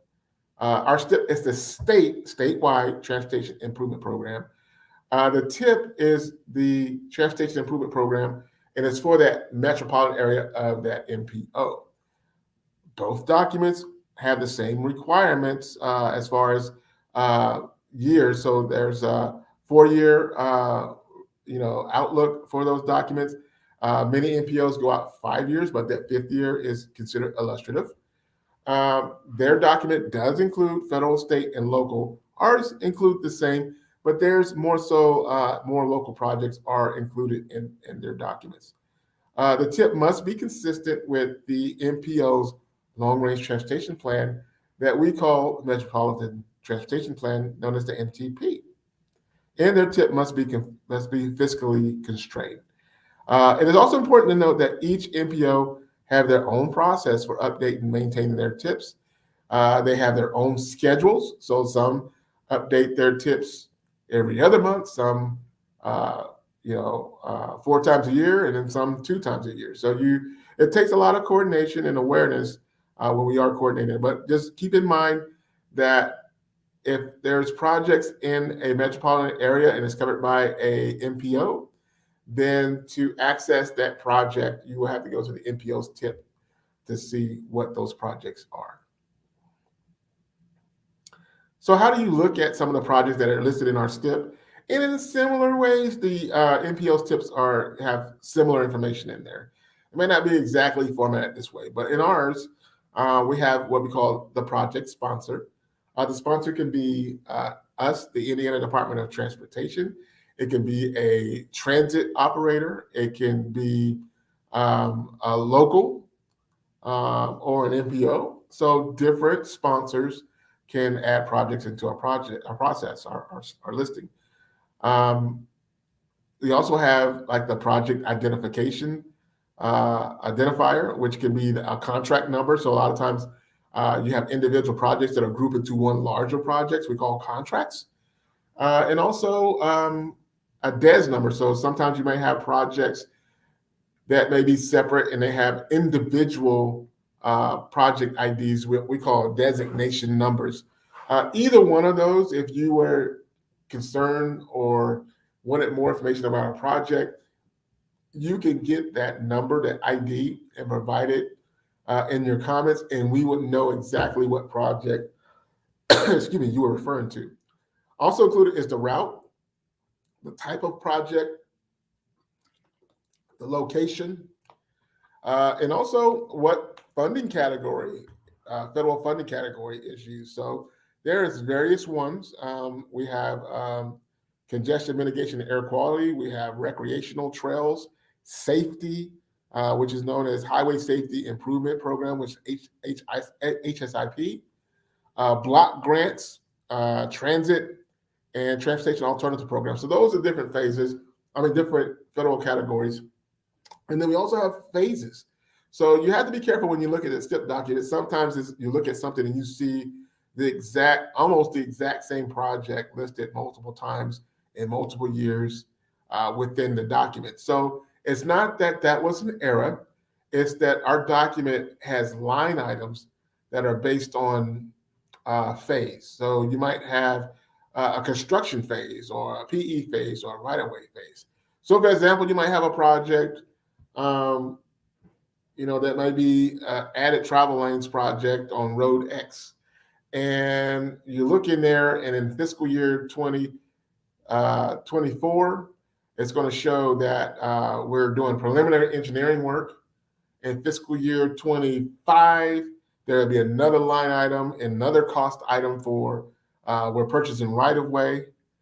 And then, like in fiscal year 27, 28, it may be construction, line item for construction, and they have a totally different cost to it. So again, it's not that the project has been added multiple times and it's an era, it's just in different phases and different fiscal years. This is just another slice of how the project is shown. So keep in mind that we have the projects grouped in different listings. So you might have projects listed by county. You might have projects listed and sorted by MPO. You might have district project listings by district. And so that's kind of what you see here. And then you also see the fiscal years included within that STIP document.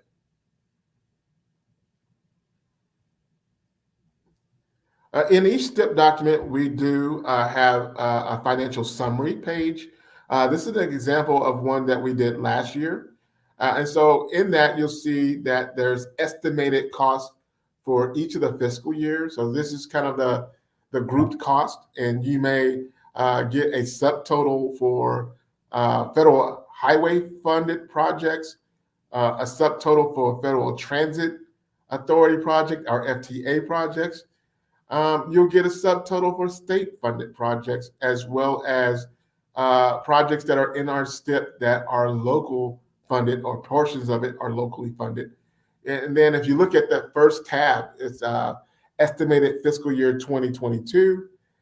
You'll see that the total for that fiscal year is $3.275 billion altogether. So highlighted are the different subtotals.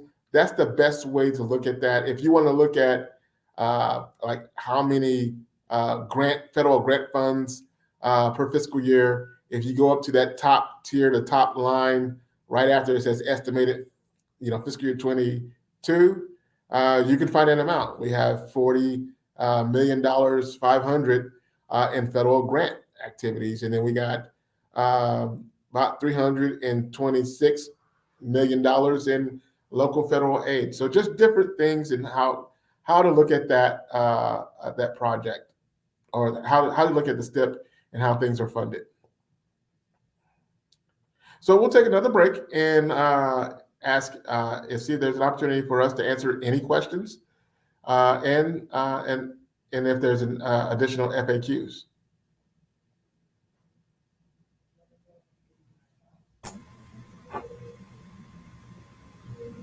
Thank you, Roy. As Roy noted, we'll take additional questions at this time.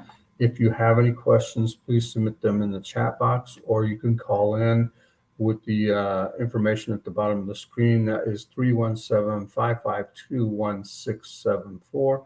There is a password associated with that, and it is 533-181175#, if you would like to use that particular platform to submit your comment. We welcome your comments and your questions. Again, you can submit them in the screen at the lower right hand of the screen in the comment chat. And we'll address those comments to the best of our ability during the meeting. Anything that we cannot answer at this time, we'll get an answer later on, and a more complete answer, and publish that with the STIP itself. If you happen to think of something later on and you wanted to comment on it or ask a question about it, you can certainly do that.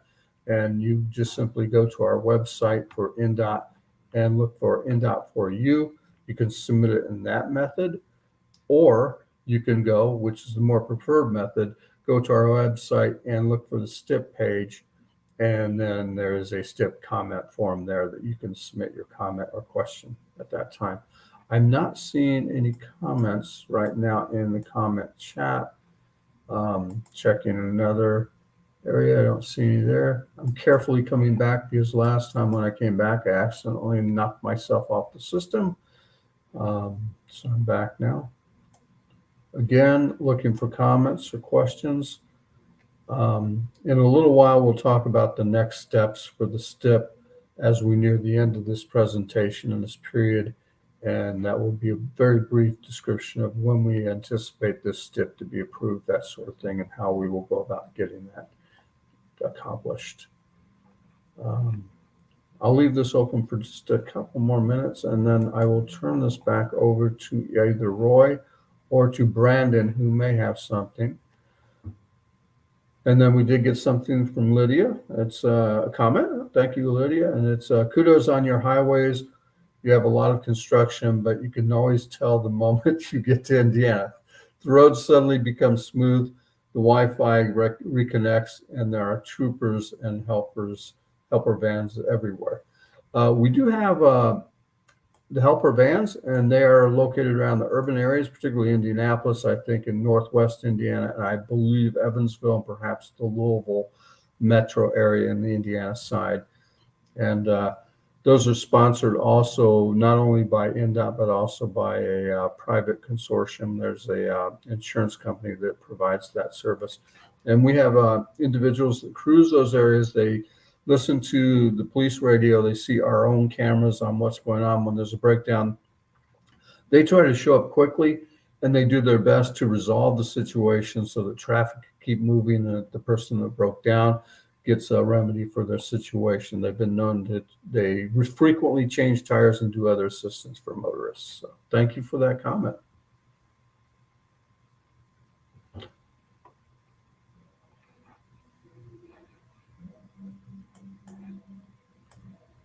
And at this time, I don't see any additional comments. One place I'm going to check.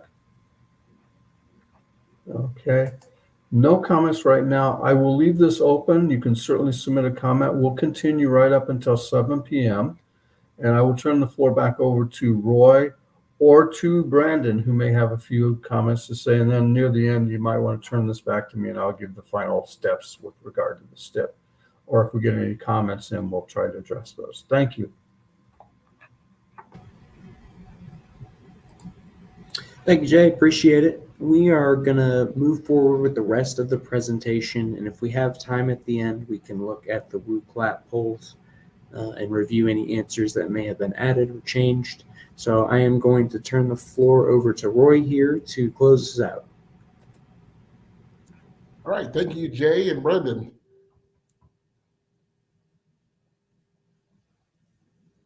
So we're going to talk about how you can get involved in the planning process. And there are a number of ways that you can get involved. Starting with get involved with the project discussions early, frequently, and strategically. If you are in a major metropolitan area, chances are that you may have an MPO area or might be part of an MPO area. So again, we have 14 of those across the state. MPOs have regular public meetings, from technical meetings to policy boards to just planning meetings that have discussions that talk about projects, future needs, and those meetings are open to the publics. The MPOs also participate in INDOT early coordination meetings that we typically have. This year, we'll likely have it in August and September. We're running behind on a few things, but we usually meet with them. Our MPOs relay feedback to INDOT feedback to INDOT districts on comments, project needs, land use changes, technology issues, growth rates, local project coordination, and activities.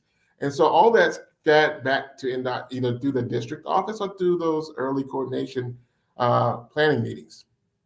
MPOs also have more local information on planning needs and development of regional specific transportation plans. So it's not fair for us.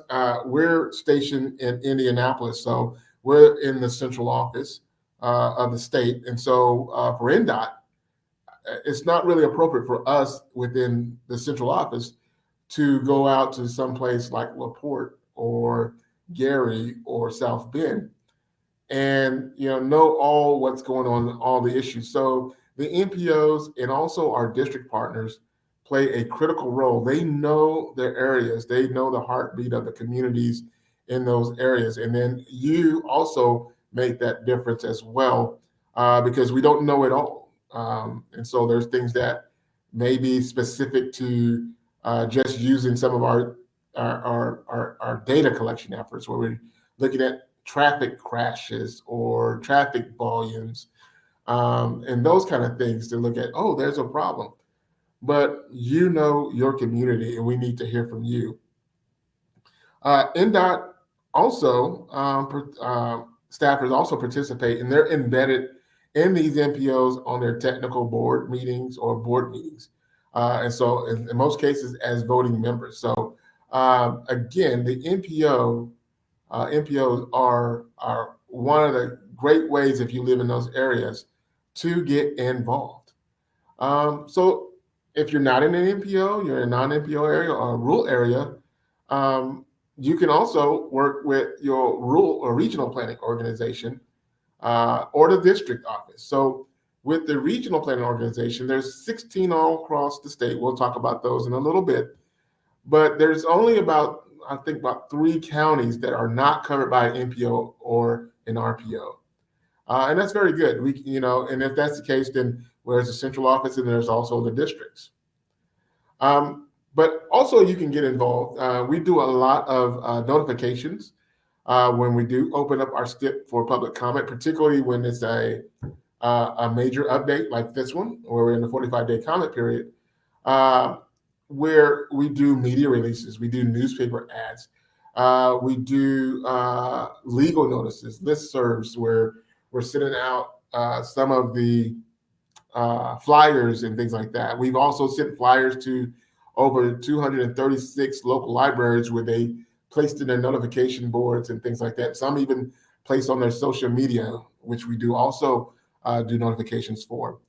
And another way you can do to get involved is to get on the distribution list or listserv, so that whenever there's an update to the STIP or amendment or a long-range transportation plan or other documents, you are made aware so that you can provide timely comments when we have those open for comment period.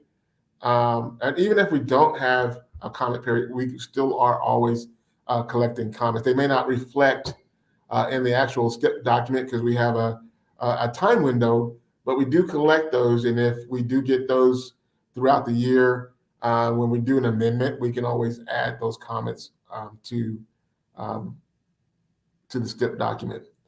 But comments that we get on the STIP are within a 45-day comment period on full updates, 7-day comment period on monthly amendments, and also there's also a 3-day comment period as well when there's like modifications to the TIP that the NPO is making that reflects our that we are referencing as in our STIP. So you can get involved with the planning process. The documents can be found, and online forms can be found on our website. The best way is just to say NDOT-STIP. It will take you to our current document as well as our draft document. If you're wanting to comment on the draft document, you want to say NDOT-STIP, and it'll take you right there using one of the search engines, or you can just type in www.indot/3132.htm. It's shown at the bottom of the screen here for those that are online.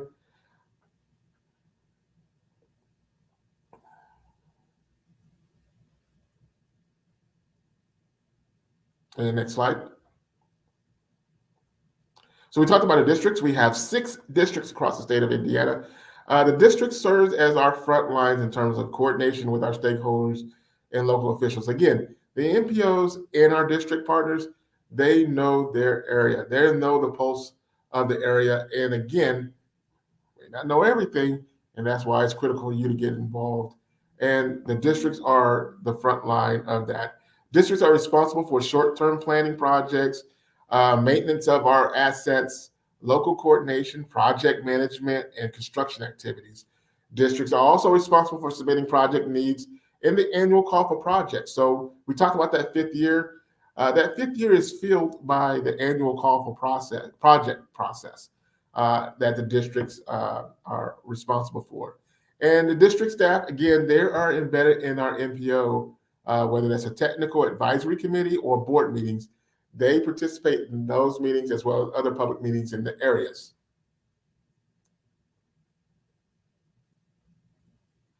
As noted, we have 6 district offices, and typically we used to have emails, but now we just do the NDOT for you. So the 1855 NDOT for the number 4, the letter U, or 1855-463-6848. NDOT has a really robust system that when we take in comments centrally located with that number, it's cataloged, it gets a case number, you will get a response.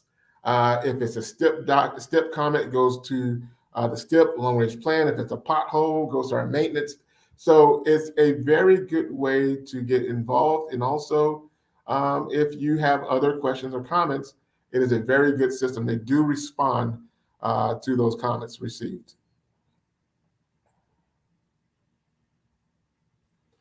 Again, we have 14 NPOs across the state.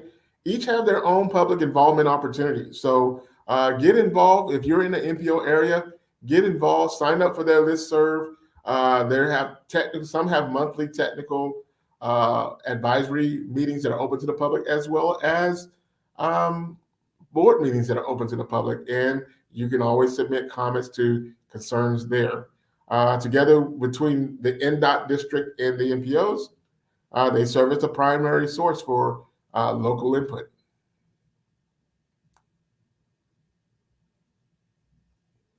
You can also participate via meetings. So for this session of the STIP within the 45-day comment period, we've had a total of 8 in-person meetings all across the state. And our last one was with Evansville. So you don't have to come in. If you come in Marion, you can get information on the entire state list of projects and all of the tips as well. So right now, this is the last of our virtual meeting. So so these will be recorded, posted online, and the presentation materials will also be made available online. Again, those documents can be found if you go to NDOT STIP. You want to type in draft STIP, it'll take you right to the site. Or again, www.in.gov/NDOT/3132.htm.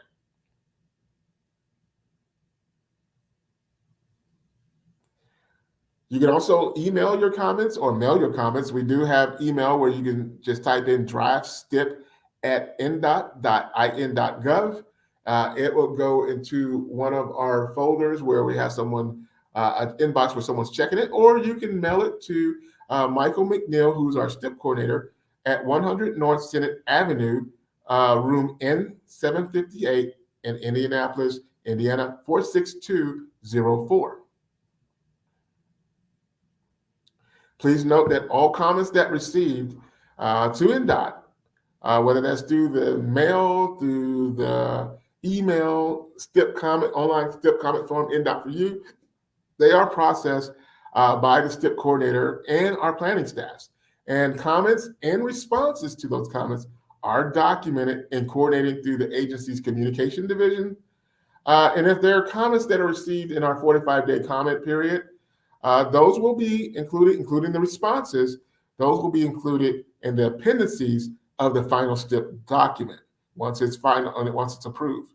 If there's comments received from our STIP amendment process or our modification process through the tips, those too will be incorporated into the appendices of the current version of the STIP document.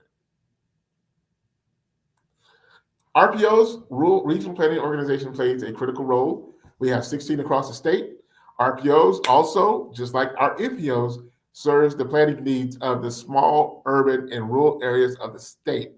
And they perform a number of eligible planning activities that support local communities. So if you are in those areas, you're not an NPO, RPOs are also a great step to get involved in the process. I'd like to thank you for your time. And again, If you want a copy of the draft STIP document, you can find that online at www.in.gov/n./3132 HTM. Again, the easy way for me is just say n.stip. You type in draft, and it'll take you right to it. Or you can mail your comments in to Michael McNeil, our n.stip coordinator at 100 North Senate Avenue and room N758, Indianapolis, Indiana 46204. And I appreciate your time. Thank you.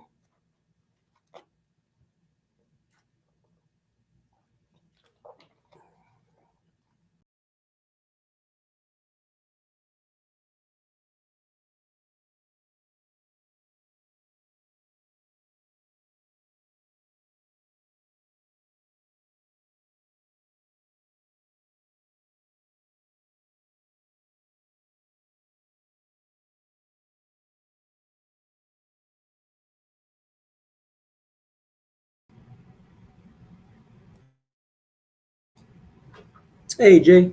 Just wanted to put you on there if you had any final closing words. If not, we will get headed out here. Oh, looks like we got you muted. I'm going to unmute you here. Oh, Sorry about that. Final words. On behalf of the Indiana Department of Transportation, I would like to thank everyone that has attended this public information meeting for the FY fiscal year 2024 to 2028 draft STIP. Our next step will be to finish the process with public involvement and make this submittal to Federal Highway in early July with hope for approval by August of this year. Thank you so much for attending again.